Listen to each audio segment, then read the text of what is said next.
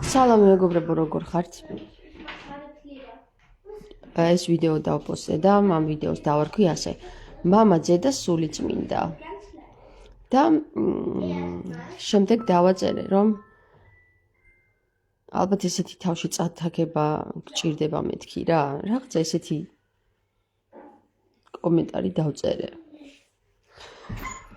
ხო და აქ ესეთი სცენარი ვითარდება. რა თქმა უნდა, ხელოვნური ინტელექტის გაკეთებული არის ეს ვიდეო, მაგრამ საინტერესო ვიდეოა და ესეთი ვითარდება.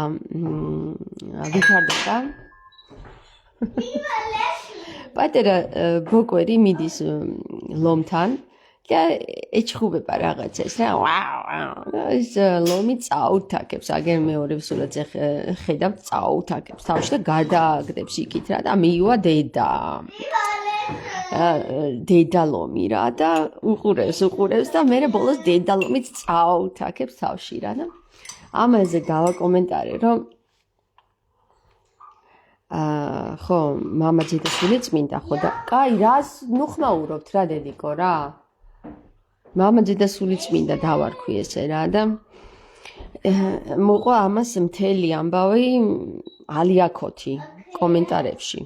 ბევრი არა, მაგრამ რამდენიმე, მაგრამ დაახლოებით ამ რამდენიმის თავში რა კითხვებიც გაჩნდა, ის გაჩნდა ალბათ 99% საქართველოს მოქალაქეობის თავში რა და ეხლა ავხსნი რა ხდება. რას ბოდავ შენ მწვალებელო, შენ წარმოდგენა არ გაქვს არც მამა ღმერთზე, არც ღმერთზე და არც სულიწმინდა ღმერთზე. წამოთაქება შენ გინდა და წაგითაქებს შენ ყოვლადწმინდა სამება, რამდენს ბედავ შესატანაო რა. ქართველი ადამიანი წერს, არ ვიცი ვინ არის ეს ქართველი ადამიანი, პირველად ვყიდულობ ამის კომენტარს და ეხლა მეორე კომენტარიც რომ მეც შევადარე ბევრ რამეს მაგრამ ვერაფერი სახეიროს ვერ მივამსგავსე. ახსენით, ან თამარ თვითონ ახსენი, რომელ ჭრილში ჯდებაო რა და მოდი ავხსნი რა. მამა, ძე და სულიწმინდის სახელს და აი ეს ქართველი ადამიანი, რომელიც ბოლოს სატანას მადარებს და თანაც წამოთაქება შენ გჭირდებაო რა და სამება წამოგითაქებსო. აი, სამების აზრზე არ არის ეს ადამიანი და ღმერთის აზრზე არ არის, რასაც თვითონ წერს იგივეა რა, იგივე არის მის თავში რა და ეხლა ავუხსნი მე ამ ქართველ ადამიანს. ბავშვებო, თქვენ ოთახში წადით რა დედიკო, ერთი წუთი რაღაცას ხსნი, კარგი? ხო და ეხლა უყურეთ მეგობრებო. მამა, ძე და სულიწმინდა არის ასეთი მცნება რომ მამა, ძე და სულიწმინდა ერთია. დიახ, ერთია. აი მაგალითად ეხლა რო ავიღოთ დედა, მამა და შვილი ერთია. დედაც, მამაც და შვილიც ერთია. რამე თუ ქრისტე გვეუბნება, როდესაც შეუღლდება კაცი, ხო? ისინი ერთნი არიან. თუ ერთნი არ არიან, აი როდესაც ბოლო ჟამი მოვა, ერთ წარიტაცებენ და ერთი დარჩება. ისინი თუ ერთნი არ არიან და ჯერ კიდევ ორნი არიან. და მათი ნაყოფი კი ძე არის. ის ძე, რომელიც მერე ჩვენ ჯვარს ვაცვით, ხო? და ეხლა უყურე მე გეუბნებით ერთ რამეს რა, რომ როგორ მოექცა მამა ძეს.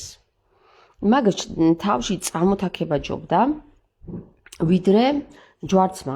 პირდაპირ გეტყვით რა, და ეს ლომი უფრო მობიერად მოექცა თავის ძეს, ვიდრე ღმერთი თავის ძეს, ხო? ესე რო ვთქვათ რა, პირდაპირ მე არავის შეურაცხყოფას არ ვაყენებ და არც ვინმეს შევურაცხყოფ. მე დაწერა ამ ქალბატონმა, რომ შენო ღმერთს შეურაცხყოფო და აი ხო განახებთ. წაიკითხეთ მანამდე ეს კომენტარი, ხო? შენო ღმერთს შეურაცხყოფო და მწვალებელს მეძახი მეო და კი, გეძახი მწვალებელს, იმიტომ რომ ნახე, შენ არ იცი ძის და ღმერთის მნიშვნელობა. როდესაც ძე მიდის თაბორის თავზე და გეცემანის ბაღში ლოცულობს, თაბორის ძიდან ხო ჩამოდის, ეგ სხვა საკითხია. გეცემანის ბაღში ხო ლოცულობს და ეუბნება მამას, რომ ამარიდეო რა, ეს სასმისი თუ შეიძლებაო რა, თუ შესაძლებელიაო და იყოს ნება შენი ბოლოს ხო იტყვის. ხო, მე ამაზე მოსაზრება მაქვს ის, რომ ის თავის თავს ელაპარაკება და თავის შინაგანივე გასცემს პასუხს, ანუ თვითონ ქრისტე, მაგრამ მოდი ახლა ძე და მამას პოზიციაში ავხწეროთ, რას უზავს მერე მამა ძეს.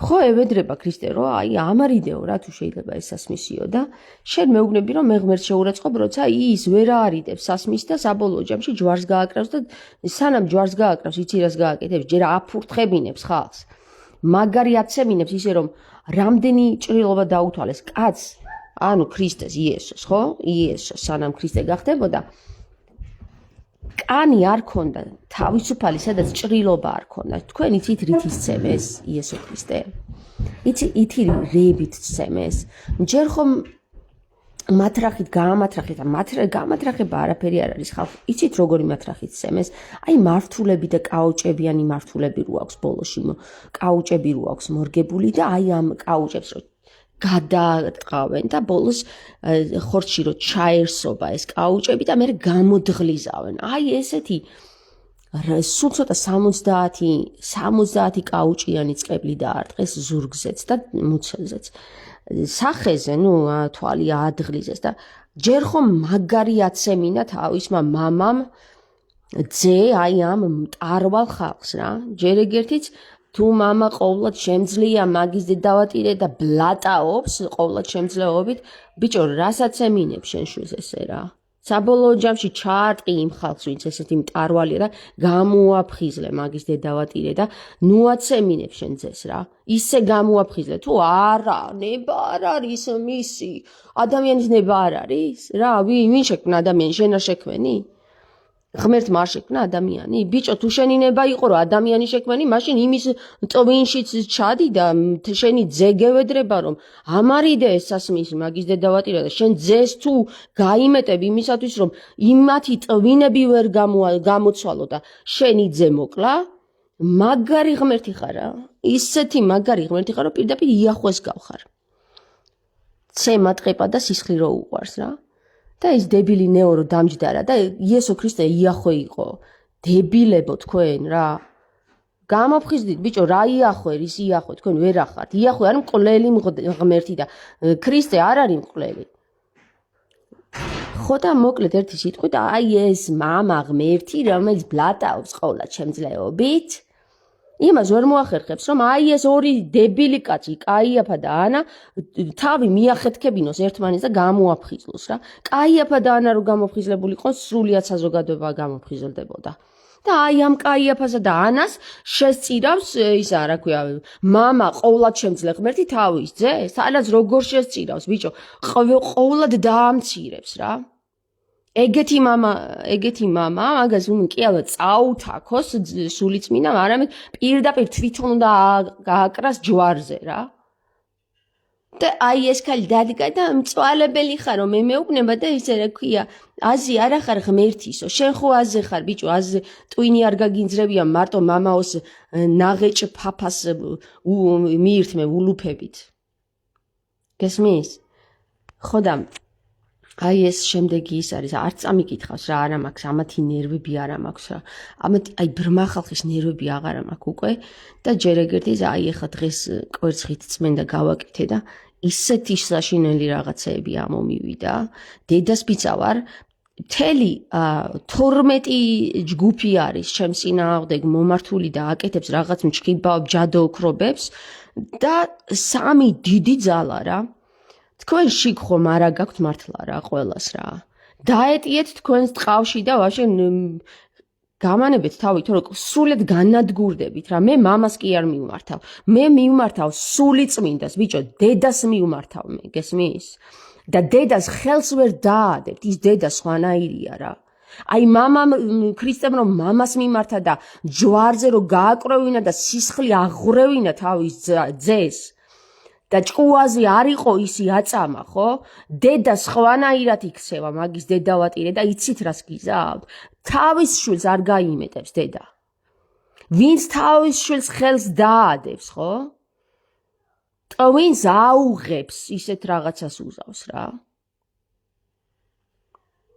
გონს მოიყვანს ბიჭო ვინ ახართ ეს თქვენ დეგენერატები იახვემადიდებლები ვინ ახართ ესეთები რომ ვეღარ მოხვედით გონს რომ არც ქრისტე არის იახვე და არც ქრისტეს მამაა იახვე ახვარი ეგა ხო და საბოლოო ჯამში ბევრი რო არ ვილაპარაკო რა მამა ძედა სულიწმინდის საკითხები აი დაზიანებული სახით რო ჩაგიდეს მღვდლებმა ტვინებში და თავებში რო გასწავლეს თქვენ თუ გაანძრევთ თქვენ ტვინს მიხვდებით ვინ არის მამა ვინ არის ძე და ვინ არის სულიწმინდა რა და რას აკეთებს მამა რას აკეთებს ძე და რას აკეთებს სულიწმინდა იმათ საქციელებსაც მიხვდებით თუ სახარება გაქვთ საკითხული და თუ სახარება მხოლოდ მოყოლილით მიიღეთ მღვდლებისგან ის სახარება იცოდეთ რომ თქვენს ტვინში არასდროს შემოვან სწორი სახით რა სახარება შენი თვალით და შენი ყურით თუ არ გაქვს წაკითხული, გულის ყურით, შენ ვერასდროს ვერ გაიგებ ვინ არის ის მამა, რომელმაც ძე აცვათ ჯვარზე და ძეროს თხოვს რომ ამარიდე ეს სასმისიო ვერ შეუსრულა რა. ან ყოვლად შემძლე არ არის, ან კიდე მაგარი ბოროტი მამა არის რა. ან ერთი ან მეორე სხვა გზა იქ არანაირი თავისუფალი ნება არ დაუტოვია ადამიანებისთვის მამას. თავისუფალი ნება რო დაეტოვა მამას ადამიანებისთვის, მაშინ თავის ძის ამ დედამიწაზე ჩამოყვანა არც დასჭირდებოდა და საერთოდ ის დაგვანებებდა თავს რა, როგორც ვცხოვრობთ, ისე ვიცხოვრებდით. იგივენაირად რო გაგრძელდა ცხოვრება ქრისტეს მერე ვერ გრძნობთ. და იგივე რო ხდება და ბავშვის სისხლით რო იკვებებიან და ბავშვების ტანჯვით რო იკვებებიან ეს მასონები და ანა და კაიაფა ის იუდეველი საზოგადოება რომელიც ძალაუფლების მოყვარულია ის საზოგადოება რომ იგივე დარჩა ვერ ხვდებით და მაშინ რაღაცში დასჭირდებოდა ძის ჩამოყვანა დედამიწაზე და ჩვენთვის ჩვენ ისედაც ვიცოდით კაცო იქ რამდენი ქრისტიანიც იდგა და ქრისტეს გამო ტიროდა ისინი დღესაც ვართ მაშინაც იყვნენ და დღესაც ვართ კაცო ჩვენს გამო არ მოსულა ქრისტე ავადმყოფების გამო მოვედი და იმათი გასაკურნათო ხო ამბობს ქრისტე ხო და ისინი ვერ განკურნა მამამისმაც ვერ დაეხმარა დაჟე წარმოგიდგენია ნაფლეთებად აქცია მისი სხეული და ჯვარს აცვა და საბოლოო ჯამში მერე ქრისტემ თავისი სხეული აღადგინა ვის და თავის თავს დაუმტკიცა ქრისტემ რომ ისა თავის აღდგენა შეუძლია თუ რა მოხდა მანდ ვერ გავიგე ვინმე ჩვენ დაგვიმტკიცა ჩვენთვის თუ ჩვენ ისედაც ვიცოდით ღმერთი რა არის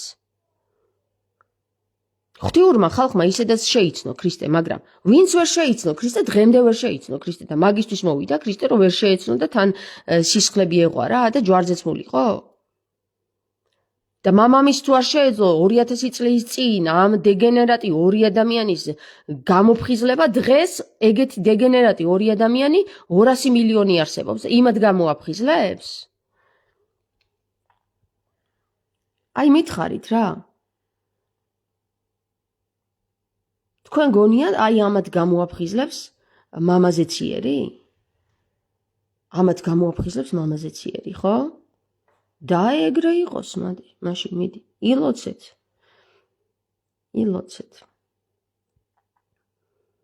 ხო და კიდევ გეტყვით, რომ აი ერთი მეორეს მიყვება ის ადამიანი, ვინც ვერ გამოფხიზლდა დღეს მეტეხის ტაძრის წინამძღვარი მამა აკაკი გარდაცვლილაო გავიგეთ თურმე გარდაცვლილა 12-ში.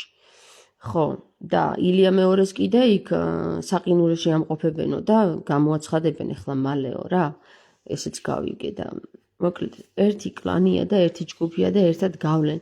მე ხომ ადრე გითხარით და გესაუბრეთ მაგ საკითხზე, რომ როდესაც ეთერული სფეროდან შემოდიხარ მატერიალურში, იქ ერთი ადამიანი არ შემოდიხარ, იქ შემოდის მთელი ჯგუფი, რომელსაც თავისი მისია აქვს შესასრულებელი ერთობლივად. და აი ეს ერთობლივი ჯგუფი, რომელიც მატერიაში შემოდის, მე მატერიაში იქ ცნობიერებას ვისაც ართმევენ, ხო? თავიდან უხდება, ახლიდან უხდება აღდგენა იმ ცნობიერებისა და გახსენება, თუ რა მისიით შემოვიდა და ვისთან ერთად შემოვიდა.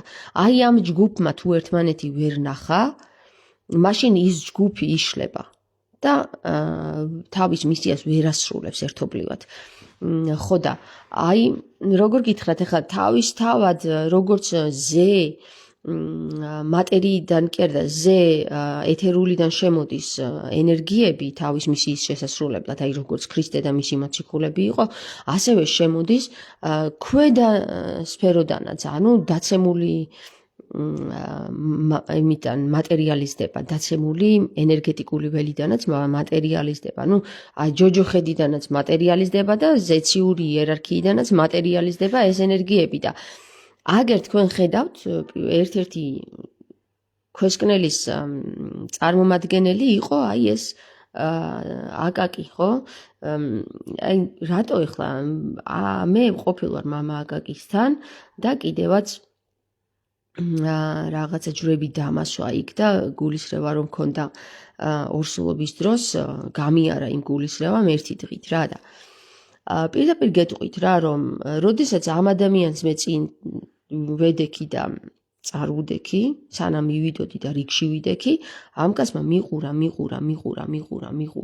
და ბოლოს არ ვიცი რა დაემართა და წყალი მოითხოვა რომ წყალი მინდაო წყალიო იძახდა და წყალი გარეთ იდგა ეზოში და არავინ გავიდა ფეხზე კაციშვილი არ წარმოდგა რომ გასულიყო გარე და წყალი მოეტანა რა და გავედი მე და თავისი ჭიქა ედგა იქ ჭიქით მოუტანე წყალი რომ მოუტანე წყალი არ დალია მაგრამ მე რა ვიცი რა გააკეთა მაგ დროს მე ვერ ხვდები მაგრამ აშკარად რაღაცა გააკეთა რა აი რაღაცა გააკეთა არ მინდა ეხა მაგაზე ბევრი ფიქრი რა გააკეთა ყოველ შემთხვევაში ეს ადამიანი ხედავდა როგორც ბოროტს ისე კეთილს რა და ქვესკნელიდან მოსული არსებები რომლებიც აი თავის მისია ეხლა რატო შევადარე ქვესკნელიდან მოსულია თქო მთელი ეკლესიის წარმომადგენლობა რომელიც რიტუალებს ატარებს არაქრისტიანული წესით ესენი არიან დემონური საზოგადოებისგან გამოგზავნილი მთელი რიგი ჯგუფი მე არ გეუბნებით იმას რომ დემონური საზოგადოებისგან გამოგზავნილი მთელი რიგი ჯგუფი ბოროტია ყველა მაგრამ ისინი მსახურებაში არიან მათთან სხვა გზა ვერ იპოვეს აი აქ მატერიაში შემოსვლის და მინდა გითხრათ რომ აი ეს ბოროტი საზოგადოები ბოროტი კი არა და დემონური საზოგადოების ჯგუფი რომელიც ერთად შემოდის და თავის მისიას ასრულებს იმ სატანის თვის რომელიც სატანამაც მატერიალიზაციაში შემოიყვანა მათ სხვა გზა არ დარჩენიათ და თავის ხსნის საშუალება მხოლოდ ერთი აქვთ ქრისტეში ამიტომ ეპოტინებიან ქრისტეს ამიტომ სურთ მათ ქრისტესთან სიახლოვე და ამიტომ შეძრებიან ხოლმე ისინი ეკლესიაში და მე არ მიკვირს რომ ისინი ეკლესიაში არიან და მსახურებენ და მთელი რიგი შავები აცვიათ და ასე შემდეგ ეგ არ არის თქვენ თუ იცით ქრისტე რომ მოდის ჯოჯოხეთში ჩადის და იქაც ხალხს სულებს დატყვევებულ სულებს არჩენს და მას მე კაცობრიობა გათავისუფლდება უკაცრავად გათავისუფლდება ცოდებისაგან. ანუ პრინციპში ჩვენ რომ სახარებისეული ენით ვისაუბროთ, კაცობრიობა გათავისუფლებულია ცოდებისაგან. მაგრამ კაცობრიობა არ არის გათავისუფლებული ცდუნებისაგან. ცოდებისაგან კი გათავისუფლდა, მაგრამ ცდუნებისაგან აღარ გათავისუფლდა. ეხლა რას ნიშნავს ეს რომ კი ცოდებისგან გაგათავისუფლა ქრისტემ შენ აღარ ხარ შენ ცოდვილი აღარ გეწოდება ვაიმე ღვთისმშობელო როდესაც დადგება ეს ბოლო ჟამის პერიოდი მაშინ დაიკლებიან ზვარაკნი და გაგახსენდათ ხო ეს თავს რო იწყევლის ერთ-ერთი მაკარდი დიდი თავის ლოცვებში დილის და საღამოს ლოცვებში ვაიმეო რო გაიძახის და მაშინ დაიკლებიან ზვარაკნიო და მაშინ მოხდებაო ყველაფერი საშინელებაო და მეცოდვილიო და მემრუშიო თავის თავს რო უწოდებს რა ეს მაკარდი დიდი არის თუ ვინც არის აი მაკარდი დიდის შეცდომა იმაში მდებარეობს რომ ის არც მკვლელი და არც მრუში ყოფილა მაგრამ შესაძლებელია ის იყო ისევ იმ ბნელ სამყაროში სანამ ძველი აღთქმარასაც ეწოდება რა რომ აი ადამიანებს ეუბნებოდნენ რომ შენ მრუში ხარ მრუში მოდგმის ხარ შენ მკვლელი ხარ შენ ხარ ის და ქრისტეც ეუბნება რომ შენი მამა არის მკვლელი და მრუში ყველანი იყვნენ კი აღდგომამდე სანამ ქრისტე თავისას აამაღლებდა ყველანი იყვნენ მრუში და მკვლელი მოდგმის ყველანი ვიყავით ეგრე მაგრამ როდესაც ამაღლდა ქრისტე და იხსნა ეს კაცობრიობა ხო მრუში და მკვლელი ადამიანს აღარ ეწოდება. ადამიანს უკვე ეწოდება ქრისტიანი. და აი ეს ვერ გაიგო ქრისტიანმა საზოგადოებამ დღესვე. დღემდე. და ისევ ძველ აღთქმაში დარჩა და ისევ მკვლელს და მრუშს უწოდებს თავის თავს და არ გამო ნახე ცდუნებას აქეთ ეკაჩება და ცდუნება გეკაჩება იქით გესმის რომ აი ჯერ კიდევ ცდუნებაში იყო რომ შენ თავს უწოდო მკვლელი და მრუში როცა ქრისტეს თავის მადლს ხო რაც მოიპოვა ის მოიხვეჭა თავისი სისხლით დაღვარა რა რომ გამოვესყიდეთ მაგის დედავადირე რა ჯერ ასაჭირო იყო სისხლით გამოსყიდვა ეს იახვეს ოინებია მაგრამ მაინც კაი ვიმშელოთ იმ წერილების მიხედვით როგორი წერილებიც ჩვენ გვაქვს დღემდე შემორჩენილი აი ეს აპოკრიფები და ეს კანონიკური წერილები რა და მოდი რა კითხოთ ერთი რა ქრისტემ ხო გვიხსნა აღდგა თავის სისხლით დაღვარა აი ამ მკვლელი და მრუში მოდგმისგან რომ ჩვენ თავებს უწოდოთ მრუში და მოდგმ გვიხსნა ხალხო ამისგან და აღარ გვინდა რა ამ ლოცვებში მოხსენიება რომ ჩვენ თავებს ხეს შეძახილი გაახმობს უძახოთ რომ მრუში და მკვლელი მოდგმა და აღარა ვართ მრუში და მკვლელი მოდგმა ქრისტემ გვიხსნა უკვე აი ქრისტემ რო გვიხსნა ეს თუ მე გავიგე ხო 200 სულ ცოტა 200 მღვდელმთავარი მაინც ყავს აი ამ ქვეყანაში პატარა ქვეყანაში აი ამ 200-მა მღვდელმა ვერ გაიგო აი ილიამ ვერ გაიგო ბლუა და რაღაცა დებილია ვთქვათ ხო ვერ გაიგო და ამ 200-მა მღვდელმაც ვერ გაიგო ეხლა რატო ვიტყვი იცი ბლუდა ბნელია თქო დებილია თქო ილიაზე პირდაპირ შევარდნაძის სიტყვებია რომ საქართველოს ისეთი პატრიარქი უნდა ყოლოდა რომ ჭკვიანი არ ყოფილიყო რა და ძლიერი არ ყოფილიყო ესეთი პატრიარქი დაგვიყენეს და რა ჩვენი ბრალია ეხლა რომ იმან ვერაფერი ვერ გაიგო ქრისტემ რა გააკეთა და ჩვენ ხო გვაქვს გონება ხომ მოგვს აღმერთმა კაცო ჩვენ ხო უნდა გავიგოთ რა ეხლა ვიღაცა მეტყვის იმ პატრიარქის მოძულე კი არა მე ვარ სიბნელის მოძულე ხალხო თუ ქრისტე გეუბნება შენ რა შენსა და ღმერთს შორის არავინ არ უნდა იდგეს და ჩემსა და ღმერთს შორის თუ ილია მეორე ჩავაყენე რომელიც ვერაფერს ვერ იგებს ქრისტემ რა გააკეთა ვაი ჩემს პატრონს მერე რა მერე ნახე ჩემს პატრონს რა დაემართება და ქრისტეს მოძულეობა მერე მიწოდე რომ ილია მეორემ თუ ვერ გაიგო და ის რასაც მიხადაგებს ის მივიღო და არა ქრისტე რასაც მიხადაგებს ის მივიღო მერე ნახე შენ ქრისტეს წინაშე რო წარდგები რას მეტყვის რა ილია მეორე არ მეტყვის კაცო რა ის მღვდელი და ის მღვდელიო არ გითხარიო რომ არ უნდა ჩადგეს შენსა და ღმერთს შორის არავინო ხო და ჩემსა და ღმერთს შორის არავინ არ უნდა ჩადგეს მაგ პრინციპს მივყვები მე რა ქრისტეს სიტყვას მივყვები და ქრისტეს სიტყვა მეუბნება რომ შენ გაქვს საკუთარი აზროვნების უნარი შენ აღარ ხარ მრუში და მკვლელი მოდგმის შენ ხარ უკვე თავისუფალი ყოველგვარი ცოდვისაგან ერთადერთი შენი ნება არის ის რომ ცდუნება რომელიც დარჩა ამ დედამიწაზე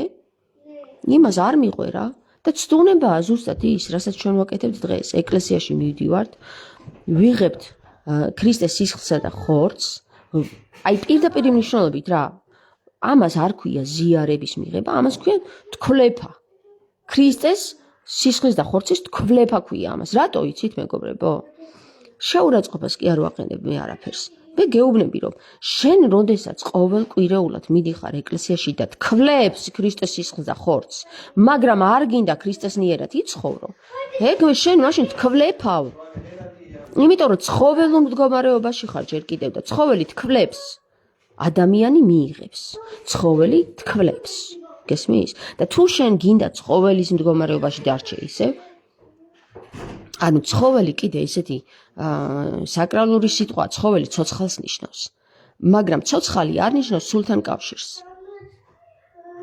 და თუ კი ჩვენ ძველი ქართულით ვისაუბრებთ ცხოველიც კი არ გეკუთნის შენ რო გიწოდო რა შენ მხეცი გეკუთნის რო გიწოდო მხეცი თქვლებს ცხოველი არის ცოცხალი რომელიც სულთან კავშირშია ძველი ქართულის მიხედვით ქართული ენის მიხედვით და ცხოველი და ცხონებული სული არის სწორედ ის ცხოველი ანუ ცოცხალი რასაც დღეს ცოცხალს უწოდებთ ცოცხალს ეწოდებოდა ძველ ქართულში ცხოველი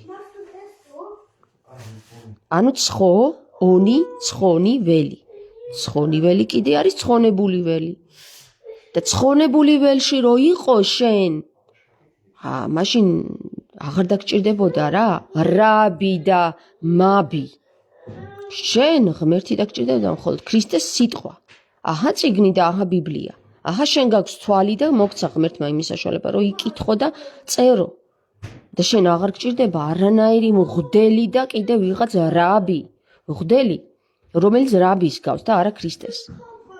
აბა, ჩამოთვალეთ. აი ეს მამა აკაკი მაგალითად, ჯერ ეგრეთიც მამა არავის უწოდო, გარდა ზეცაში მყოფისო და შენ აი ამ ადამიანს, რომელიც ცეროზით დაიღუპა, უწოდებ მამას. არ შეიძლება ეს, მაშინ პირდაპირ მნიშვნელობით შენ რომ იწოდე ქალბატონო ქართველო ადამიანო თუ რა ქვია შენ? მოიცადე ქართველი ადამიანი. ქართველო ადამიანი შენ რომ იწოდე მე მწვალებელი, ხო? მე გეტყვი რომ შენ თუ აი ასეთ ადამიანებს მამას უწოდებ, მაშინ შენ ხარ მწვალებელი, იმიტომ რომ ქრისტემ გითხრა, არავის უწოდო მამა გარდა ზეცად ყოფისაო, ხო? ეხლა ვიღაცა მეტყვის რომ მამას არ უძახდი მამას. ხო, ვუძახდი მამას, იმიტომ რომ იმის შექმნილი ვარ, ის რო არ ყოფილიყო, მე ვერ ვიარსებებდი. მისი სპერმიდან გამოსული არსება ვარ მე. ხო და იმას მამა უნდა უწოდო. იმიტომ რომ ის ზეცად არის. და შენ ახლა არც ამის სპერმიდან ხარ გამოსული და არც მისი დათესილი ხარ. რატო უნდა უწოდო აი ასეთ ადამიანებს მამა ვერ გავიგე. არ შეიძლება, ცუდია ეგ და მწვალებლობა არის. ხო და როდესაც ჩვენ ვამბობთ იმას, რომ დღეს ჩვენ კაცობრიობა გვიხსნა ქრისტე ღმერთმა მრუშობისა და მკვლელი მოდგმობისაგან, შენ არც ერთ ლოცვაში არავითარ შემთხვევაში არ შეიძლება რომ უწოდო შენ თავს ისევ მრუში და მკვლელი მოდგმის. შენ ეს იმას კიდევ გამიმეორებ რა, იმიტომ რომ მნიშვნელოვანია ძალიან. ეს იმას ნიშნავს, რომ შენ ქრისტეს სიტყვებს ხაზს უსმევ, ანუ აბათილებ, აუფასურებ ქრისტეს მოღვაწეობას, რაც გააკეთა და ღვაწლს აუფასურებ და შენ ისევ შენსაც მიერეკები და ამბობ რომ მე მრუში და მკვლელი მოდგმისა, აი როგორც მაკარდი დიდი თავისას მიერეკებოდა, ისე შენ დაგიდეს წინ და მიგარეკინებენ აი არასწორი გზით რა. და შენ ვალდებული ხარ, როდესაც აზროვნებას დაიწყებ და თვალი გაგეხსნება, ხო? მესამე თვალს, რასაც უძახიან აზროვნების თვალი რო გაგეხსნება, ვალდებული ხარ, რომ შენ თუ კი შენი მღვდელი შესულია შეცდომაში, შეუსწორო, მიხვიდე მას და უთხრა, აღარა ვარ მე მრუში და მკვლელი მოდგმის. მე ქრისტემ მიხსნა ამისაგან და მოდი რა, ნუ ღამალოცინებ ყოველ დილით და ყოველ ღამით ასე რომ მე მრუში და მკვლელი ვარ, თორე ვერასდროს გამოვალ ამ ცოდებიდან. რამე თუ ხეს შეძახილი ახმობსო. ხო და მეგობრებო, აი ასეთი რაღაცეები რა. მწვალებლობაში ვინ არის? კარგად გაიაზრეთ ხოლმე რა. კარგად. იმიტომ რომ მე მესმის თქვენ რომ ერთ ჩარჩოში ხართ მოგცეული, აი ძალიან რთული ნაბიჯია ეს რომ თქვენ გამოხვიდეთ მაგ ჩარჩოდან, მაგრამ როგორც ინებოს ღმერთმა, ინებოს მამა ძემ და სულიწმინდამ, რომ აი მაგ ჩარჩოდან თქვენ გამოგიყვანოთ, თუნდაც ერთი ნაბიჯით მაინც გამოგაცდინოთ და აი მაშინ დაინახავთ რომ სინათლე არის იმაში, რასაც ქრისტე ამბობს და არა იმაში, რასაც მღვდლები იძახიან. მე გეტყვით, ძალიან მაგარი მღვდლები არსებობენ, რომლებიც აი ამათ მწვალებელი მღვდლებისგან, რომელიც დღეს ეკლესიაში არიან, მოკლული იქნენ, დახვრეტილი იქნენ, დამწვარი იქნენ და განადგურებული იქნენ. ძალიან მაგარი მღვდლები. ისეთი მღვდლები, რომ პირდაპირ სიტყვას იძახდნენ და პირდაპირ სიტყვას ასვავდნენ და პირდაპირ სიტყვით იგებდნენ, მაგრამ ასეთები არ სურდათ. ისევ თავისი ძალის ხმიერებით, ძალით მოიგეს ასეთ ადამიანებზე იმ შავებმა, რომლებიც დღეს სამწუხაროდ ეკლესიაში დგანან და არასწორად და ცრუდ ქადაგებენ. თუნდაც ნიკეის კრების დროს. თუნდაც მაშინ, როდესაც 300 როგორ გითხრათ, გასიებული სქელთავიანი არანორმალური ადამიანი დაჯდა და იბჭო, იქ რა უნდა ყოფილიყო წერილებში შესული და რა არა, მათი გადაწყვეტილების ამებერ რო მოგვივიდა ჩვენის წერილები. როცა ქრისტე გვეუბნება, ყველა წერილი წაკითხული უნდა გქონდეთო და აი ეს 300 სქელთავიანი მამა თუ თავს რო უწოდებს მამა დაჯდა და გადაარჩია ქრისტეზე მაღლა დააყენა თავი რომ აი ეს წერილი კარგია და ეს წერილი ცუდია გესმის როცა ადამიანს თავისი თავი გააჩნია რომ გადაწყვიტოს და განსაჯოს რომელი კარგია და რომელი ცუდია ხო და მე აი ეს სამას მამას რომ აღუდგა წინ ის ცნობიერად გაზრდილი ადამიანი რომელიც თავისი გამოცდილების მიხედვით ღმერთთან კავშირში იყვნენ რომელსაც გნოზისი ეწოდებოდათ ხო გნოზისი ნიშნავს რომ თავიდან გამოცდილებიდან ღმერთი იყავთ ნანახი მათ იცით რა უქნეს დაწვეს მოკლეს დევნა იყო მათ ჯადოქრებს უწოდებდნენ ქალიც და კაციც ყველა განადგურეს ვინც წერა კითხვა იცოდა და ვისაც წერილებზე წვდომა ჰქონდა და თვითონ დასხდნენ აი მაგალითად 1000 წერა კითხვა მცოდნე ადამიანი იყო და 1000 თავიდან 650 იყო არანორმალურად ქრისტესთან ახლოს რა აი არანორმალურად არასწორი სიტყვა აი არაჩვეულებრივად და პირდაპირ ღმერთთან კავშირში იყო რა აი ეს 650 ადამიანი რო დაესია ეს 350-იანი სქელთავიანი დღეს წმიდანად წოდებული მამად წოდებული არანორმალური პირი და ქრისტეს სახელით რო გაანადგურა ეს ხალხი მოკლა ხალხი ქრისტეს სახელით ამას უწოდებთ დღეს ჩვენი ეკლესია წმინდა მამებს გესმით წმინდა მამები ნიკეას კრების დროს რას გადაწყვეტენ ის არის მნიშვნელოვანი თურმე დღევანდელი ეკლესიით და ისინი ვინც მოკლეს ჯერ ქრისტე დამკვლელობა ეს ხო წარმოუდგენელი მე ქრისტეს სახელით შენ როგორც მღვდელმა ისე სხვა მღვდელი მოკლა შენ ხო არანორმალური და ქაჯი ხარ მაგრამ დღეს წმინდანი გეწოდება და მოვა დრო როდესაც პირიქით მოხდებაო გიჟებს ნორმალურებს დაუძახებენ და არ ჩაიხედო დედიკო მან იგი წადი ეს ბინძურია ხო და აი აქ მიდგას ეს კვერცხით წმენდა რო გავიკეთე და კვერცხით წმენდის დროს რო გაიკეთებ არ შეიძლება ზემოდან ჩახედვა გვერდიდან და შეხედო და ბავშვმა მოინდომა ეხლა რომ ამას ჩაეხედა და ამ ბანკაში ჩაეხედა და გადავაქცევ ეხლა ამას ხო და მოკლედ ერთი სიტყვით მეგობრებო ხომ აი წმენდა აი ძალიან მაგარი სიტყვა წმენდა წილი მე ენი და ხო ენი და წილი მე ენი და აი წარმოიდგინეთ ენასთან წილში ვართ და როდესაც აი ამ 650-მა ადამიანს პირობითად ვამბობ ხა 1000 რა 1000 წერა კითხვა მცოდნე ადამიანი იყო ხო მაშინ ხო ყველას არ შეეძლო წერა კითხვა იმ პერიოდში ყველას არ ქონდა წერა კითხვაზე წვდომა მონებს არ ქონდათ აი ისეთი დიდარ ხალხს და ვინც თავში იდგა ისეთ ხალხს ქონდა წერა კითხვაზე წვდომა და წერილებზე წვდომა ხო და როდესაც აი წილი მე ენასთან ვიყავი ენასთან კავშირში ვიყავი ანუ წერაც ვიცოდი კითხვას და ამათი შინაარსის გაგებად შემეძლო მე თუ იმ ადამიანებს რომლებიც იქ იდგნენ და იყვნენ და მოღვაწეობდნენ აი ამ 350-მა ძალაუფლება მოყვარულმა ქაჯმა პირდაპირ ამოხოცა ქალიც და კაციც იმიტომ რომ პირველი საუკუნიდან მესამე საუკუნემდე ნიკეას კრების დრომდე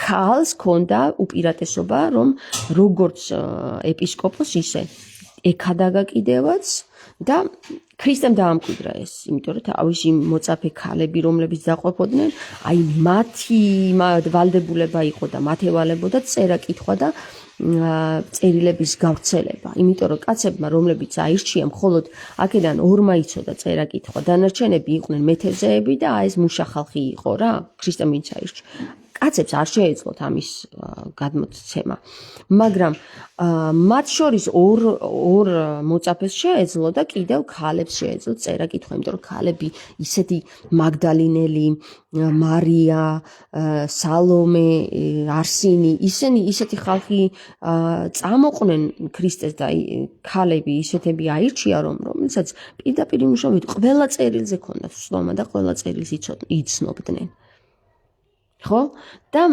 აი ამ ქალების იყო და სხვათა შორის ქალები აფინანსებდნენ ქრისტეს იმაში რომ აი წერილები გაევრცელებინა და ასეთი გქონდა ჩვენ სულ ცოტა 70 ნაწერი გქონდა, რომელიც დღეს 4-ზე დაიყვანა იმ ნიკიას კრების დროს ჩატარებულმა უვიცობამ.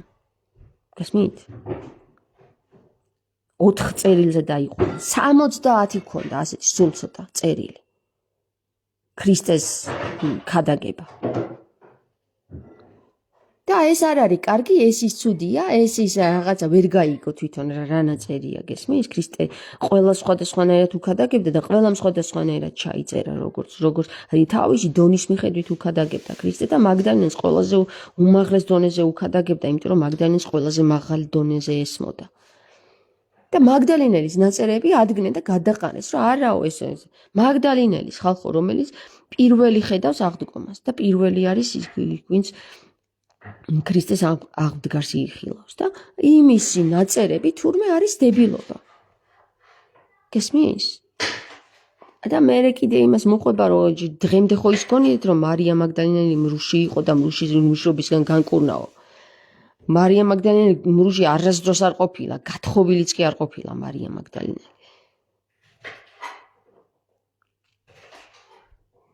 დღემდე ერთ-ერთი დებილი პაპსის დებილობას მარია მაგდალენელის სახელი შეეწირა, იმიტომ რომ მარიამ სულ ცოტა 5 ყავდა თავის ჯგუფში ქრისტეს და აი ეს 5 მარიამი მრუშიც, ბილწიც, რომელიც განკურნა ჭკვიანიც და ვიღაცის ცოლიც და ის მარია მაგდალენელის გააერთიანა აი ამ დებილმა ეპისკოპოსმა, ეპისკოპოსი იყო თუ ვინც იყო, პაპსი იყო.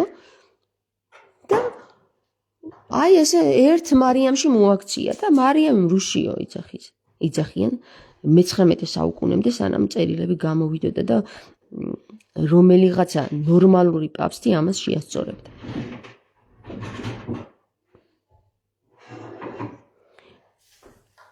ღმერთო ჩემო, იცით რა არის მეგობრებო, აი ბრმად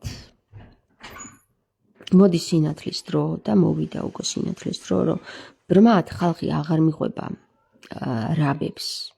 რაბი კიდე არის ჯერ ეგერთიც გერმანულ ენაზე რაბე არის ყვავი. და ძალიან შესაფერი სიტყვა არის, აი შავებში გამოწყობილი რაბები რო არიან ხოლმე და ჭკუას რო გასწავლიან. და არის მეორე ქრისტიანები, ჭეშმარიტი ქრისტიანები, რომლებიც პირდაპირ მნიშვნელობით როგორ რწმენაში არიან, ხო? წილი მე ენაში არიან, ენასთან არიან კავშირში. და სხვათა შორის, როდესაც ქალები დაყვებოდნენ ქრისტეს, ისინი ენებს იკვლევდნენ და ენას იკვლევდნენ. ყოველივე დაფარული ამასა ენასა შინა არს და ამასა ენასა შინა ვეძიებდეთ ჭეშმარიტებას. და შენ კიდე გინდა თქვა, რომ აი ეს ენები, ესე ვიელებს რო ეძახიან დღეს, ესენები ერქვათ მათ. აი ეს ენები შენ აიღო და 70 ნაწერიდან მხოლოდ 4 მოგვაწოდო? ჩააფურთხე. აღარ არის მაგის დრო, დასრულდა. და აღარც იმის დრო არ არის ქალს რო ჩაგრავდი და ჯაბნიდი. ქრისტემ დააყენა მაგდალენელი მოციქულთა მოციქულ სწორად. მოციქულთა მოციქული სწორად რას ნიშნავს, იცი? მოციქულების თავი იყო. მოციქულების თავი იყო, კაცისაც და ქალისაც. და ვინ იყო ეს მარია მაგდალენელი? ქალი ხო? რა თქმა უნდა, ქალი, ახლა კაცი არ იყო. და თუ კი ქალი დააყენა მოციქულთა მოციქულ სწორად, მოციქულთა მოციქულად, მაშინ შენ აბსოლუტურად არანაირი ძალი აღარ გაქვს უკვე, რომ ქალი დააკნინო, ისევ როგორც მესამე საუკუნეში კვლავ მოხდა, რომ ქალი დააკნინეს და მარიამს მრუში უწოდეს და ესე ისევ ქალების ჩაქოლვა დაიწყეს. ისევ იმ დონეზე დაეშვნენ, რომელ დონეზეც ქრისტემ თქვა, რომ შენ თუ მრუში ხარ, მრუში არ გიმრუშია, მაშინ ესროლე ქვა. შენ თუ არ გიმრუშია, ესროლე ქვა. და მესამე საუკუნეში ქალები ჩაქოლეს ხალხო. იცით ვინებმა? აი მრუშმა და უკეთური მოდგმის წარმომადგენლობამ, რომელიც მანამდე ხო საზიზღარი იყო და ქრისტეს ჯვარს აცმაოდა და მერე ქრისტეს სახელი თვითონ მოირგო. და თან ქრისტეს სახელით გელაპარაკება, თან ქრისტეს კვლელი. აი ასეთი ადამიანების გამოზრდილი ხარ ქართველო ადამიანო, აგერ კომენტარში რომ მიწერო შენ ღმერთს შეურაცხყოფო. მე არ შეურაცხყოფ არავითარ ღმერთს. მაგი იახვეს, თავში წათაგება კი არ სჭირდება. ერთი კარგი წკეპლის მორტყმა სჭირდება ტრაკზე რა. მაგი იახვეს, რომელსაც ილია მეორე ჩვენ გვეუბნება რომ ღმერთის სახელიაო ელიახვეო. ეგ მაგის ღმერთის სახელია და ჩემი ღმერთის სახელი იცით რა არის? არავინ არ იცის, იმიტომ რომ მას სახელი არ აქვს. ქრისტეს მამის სახელი არავინ არ იცის. ქრისტეს მამის სახელი არავინ არ იცის და არც არავის უხილავს ქრისტეს მამა ქრისტეს გარდა. ამას ამბობს ქრისტე და შენი ღმერთი იცი რას გეუბნება? აი ელიახვეზე როა საუბარი, ილია მეორე რო გიქადაგებს. იცი რას გეუბნება? მოსემაც ნახა, ენოქმაც ნახა, პეტრემაც ნახა, პავლემაც ნახა. და ქრისტე გეუბნება ჩემს გარდა არავის უხილავსო. მას შესაძამე ჩვენ ორ ღმერთზე გვაქვს საუბარი. ერთი მცდარი და ერთი ქრისტეს ღმერთი. შენ რომელიც კიდე ის აირჩიე. ხო და აი შენ მაგ ღმერთს რომელი მამის მიერაც ქრისტე იყო ჯვარცმული და გალახული, შებილწული, ხო? აი მაგ ღმერთს მოვა დედა ღმერთი და წკეპლით თავში კი არ წაუთაქავს, წკეპლით კი არცემს, სულ ჩაქუჩით დაანგრევს. აი ეგრეა დაწერას წარმეთვალება. ხო და შენ ადექი ახლა და მიწოდე მე ღმერთს შეურაცხყოფო და რა ვიცი რა, შენს ილუზიებში და ფანტაზიებში იყავი, კი ბატონო. მე მაინც უსურებ აკაკის რომ ღმერთმა იხსნას ის და ნათელში მოახვედროს. მე დამეხმარა ეს კაცი ერთ ხელ და მეც უწოდებ მას რომ ჩემი სიტყვისამებრ შესმერილი იქნას სრულიად უხრწნელი სინათლის მიერ, რომ აი მისი სული მოხდეს სინათლეში. ახლა კი გემშვიდობებით მეგობრებო, მე არავის არ დაუიწყებ, არავის არ დაუკარგავ იმ სიკეთეს, რომელ ადამიანმაც მე სიკეთე გამიკეთა და ამიტომ პირდაპირ გეტყვით, რომ არავითარი სიკეთე არ დაიკარგება ჩემთან. რომელ ადამიანსაც ჩემთან გაუკეთებია სიკეთე. აი ასე. კარგად იყავით მეგობრებო, კარგად. ღმერთმა მოგცეთ სინათლე, ღმერთმა მოგცეთ გონება, ღმერთმა გაგიხსნათ მესამე თვალი, მეტი რა გისურვოთ, დაგლოცეთ.